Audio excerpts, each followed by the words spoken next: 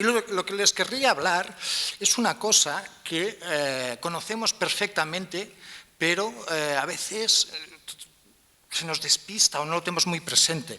Es una cosa que he titulado, o le he dicho, que se llama microprohibicionismo. A veces, cuando hablamos del prohibicionismo, nos viene a la cabeza los convenios internacionales de fiscalización de las Naciones Unidas, el Código Penal, la Ley Corcuera, ahora la Ley Mordaza, leyes de seguridad ciudadana, las leyes de estupefacientes. Nos viene como el control jurídico más duro y eso lo entendemos como prohibicionismo. Lo que quiero hablar no es de estas leyes, ni mucho menos, y menos en gente que comparte el contexto con nosotros, que sabe mucho más que yo en este sentido. Lo que quiero hablar es de las interacciones cotidianas, del día a día del prohibicionismo, de cómo opera el prohibicionismo. El prohibicionismo, entendido no solo como la cuestión de drogas, sino como un sistema de valores. Y bueno, y ya que estamos en este contexto del Expo Grow, permítanme hacer la metáfora de las plantas. El prohibicionismo realmente emerge a partir de unas semillas, que son unas semillas de orden puritano, de orden totalmente moral, de una manera de entender el mundo. No solo en la cuestión de las drogas, ni mucho menos, en una cuestión de cómo debe de ser la vida de las personas, austeras, trabajadoras, honradas. La vida es un valle de lágrimas. Es aquí donde se genera el caldo de cultivo que posibilitará con los años el prohibicionismo. ¿Cómo hace este prohibicionismo para estas plantas prohibicionistas?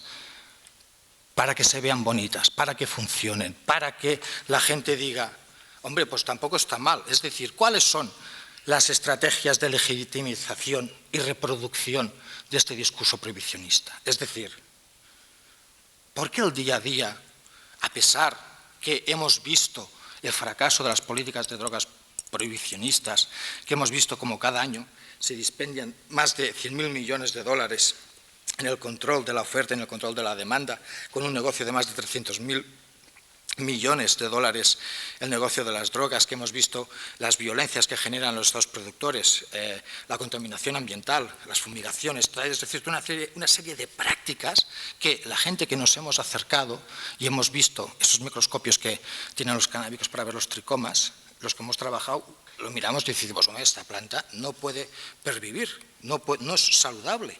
Y luego vemos que mucha gente lo aplaude y vemos como la opinión pública quiere mantener este orden, o no hay discusión sobre qué hacer con este escenario prohibicionista. Esto es, digamos, el kit de la cuestión que quiero llegar. ¿Cómo puede ser? Porque yo no conozco, vengo de las ciencias sociales, yo no conozco ningún antropólogo, ningún criminólogo que mantenga prohibicionismo. No, yo no conozco ninguno, la verdad. Seguramente lo habrá, pero personalmente no lo he conocido. Y gente que trabaja en reducción de daños tampoco aboga por esta prohibición. Luego otra discusión sin duda es que cómo lo regulamos, cómo lo reformulamos, pero eso obviamente que no es el tema y que aquí no quiero hablar. Y tampoco es el tema, pero bueno, pero vemos cómo a nivel social nos funciona perfectamente este prohibicionismo. Porque claro, usted le pregunta a una persona que nunca ha tenido contacto con las drogas, ¿qué opina usted de las drogas? Y ese señor o señora que nunca ha tenido ningún contacto dirá, hombre, las drogas son malas.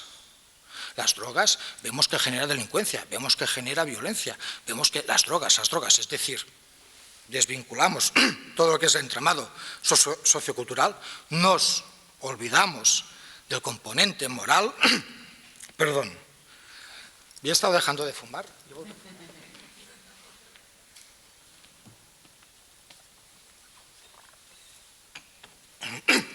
Y nos centramos, claro, siempre en estas sustancias, y eso es un problema que genera una fetichización de las sustancias, es decir, el problema son las sustancias, no son los elementos morales que hay detrás de todo el entramado de las drogas. Claro, ¿cómo se ha reproducido este sistema? ¿Cómo funciona día a día? ¿Cómo puede ser de que el prohibicionismo, en el cual hay un gran consenso entre ciertas personas que lo hemos visto, se reproduzca cada día? Obviamente, de que hay este prohibicionismo macro, que hay unos intereses políticos, unos intereses militares, unos intereses diplomáticos, pero mi hipótesis es, si se derogase el prohibicionismo a nivel formal y a nivel jurídico general, veríamos cómo a nivel micro, a nivel cotidiano, a nivel relacional, el prohibicionismo continuaría operando como un sistema de valores. Es decir, si ahora, digamos, el cannabis, y esto lo vemos perfectamente con el alcohol. El alcohol es una sustancia que está legalizada, pero funciona perfectamente como chivo expiatorio para colgarle los problemas de ciertos chavales. Los chavales que hacen botellón, ese es su principal problema.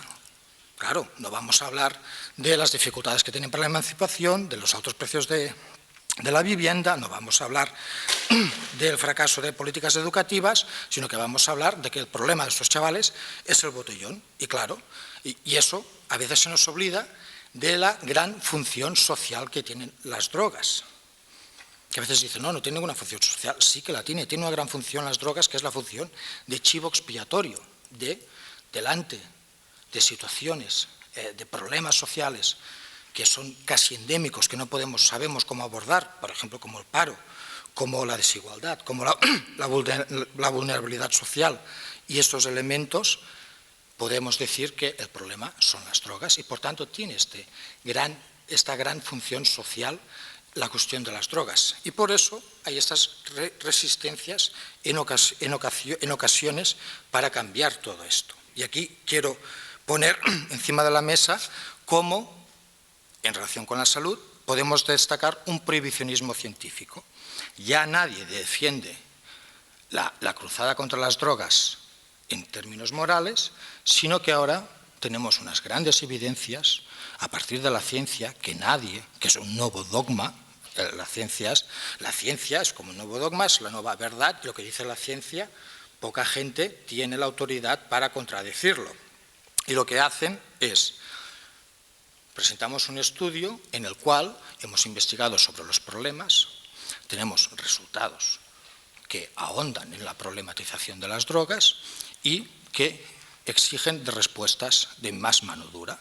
Y claro, y eso es un prohibicionismo que se reproduce a través de la ciencia, porque los profanos, los que estamos alejados de estos grandes discursos científicos, no tenemos opción a réplica.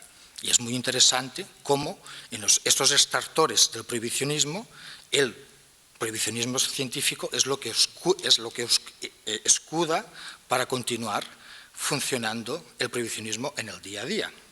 Y esto se ve, el prohibicionismo científico, como no hay opción a réplica por parte de ninguno de nosotros, y es un factor que debemos de reflexionar sobre cómo podemos saltar en esto, ¿vale? Y cómo podemos, al menos, trabajar por una normalización de lo que serían las drogas a nivel micro, a nivel cotidiano.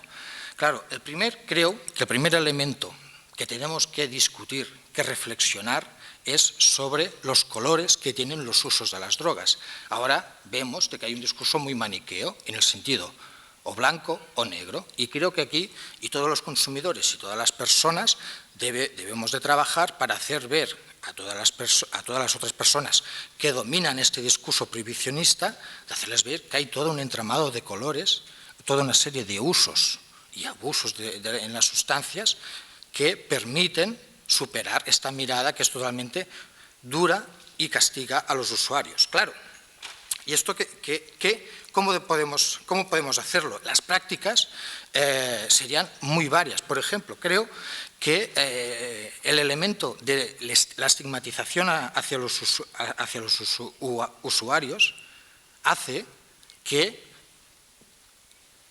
tengan muchos, la gran mayoría de ellos, se inhiban de presentarse como personas consumidoras.